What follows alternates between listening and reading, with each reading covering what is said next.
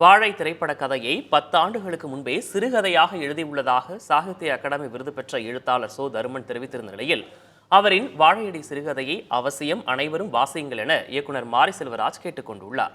எழுத்தாளர் சோ தருமன் தனது முகநூல் பக்கத்தில் வெளியிட்ட பதிவில் சினிமாவுக்கு வந்ததால் வாழை கதை தற்போது கொண்டாடப்பட்டு வருவதாக தெரிவித்துள்ளார். 10 ஆண்டுகளுக்கு முன்பே இந்த கதையை எழுதியதை நினைத்து தற்போது மகிழ்ச்சி அடைவதாக குறிப்பிட்டுள்ள சோ தருமன் வாழை தன்னை வாழ வைக்கவில்லை எனவும் உருக்கமாக பதிவிட்டுள்ளார்.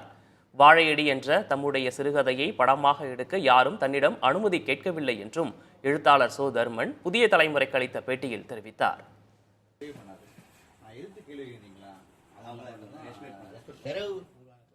ஐயா வாழை படம் பாருங்க, வாழை படம் பாருங்கன்னு என்னையான்னு கேட்டேன். நான் இந்த மாதிரி உங்கள் சிறுகதை அப்படியே பயன்படுத்தியிருக்கிறாங்கன்னு சொன்னாங்க.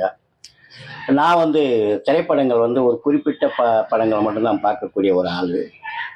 சரிஞ்சு நேரத்து படம் பார்த்தா அது என்னுடைய வாழையடி அப்படின்னு டேஷ் அப்படின்னு ஒரு சிறுகதை. அது ஏன் டேஷ் போட்டிருக்கேன்னா, வாழையடி வாழையாக இந்த சிறுவர்கள் இந்த கஷ்டம்லாம் தலைமுறையாக பட்டுக்கிட்டு இருக்காங்க அப்படிங்கிறத குறியீடு பண்ணதுக்கு தான் வாழையடின்னு போட்டு டேஷ்னு போட்டிருப்பேன். ஒரு பிரச்சனையை, ஒரு சம்பவத்தை அதை ஒரு வடிவமாக்கி இலக்கியமாக்கி சிறுகதையாக நாவல்களாக யார் ஒருவன் முதலிலே ஆக்கி அதுக்கு ஒரு அடையாளம் கொடுத்து ஒரு புத்தகமாக வெளியிட்டு அதனுடைய காப்பிரைட் உரிமையை வைத்திருக்கிறானோ அவனுக்கு தான் அந்த உரிமை முதல்ல செல்லும். இதைத் தொடர்ந்து இயக்குனர் மாரி செல்வராஜ் வெளியிட்டுள்ள முகநூல் பதிவில் வாழைக்காய் சுமை தூக்கும் தொழிலாளர்களை பற்றி எழுத்தாளர் சோ தருமன் வாழையடி என்கிற பெயரில் எழுதிய சிறுகதையை இப்போதுதான் வாசித்ததாக தெரிவித்துள்ளார்.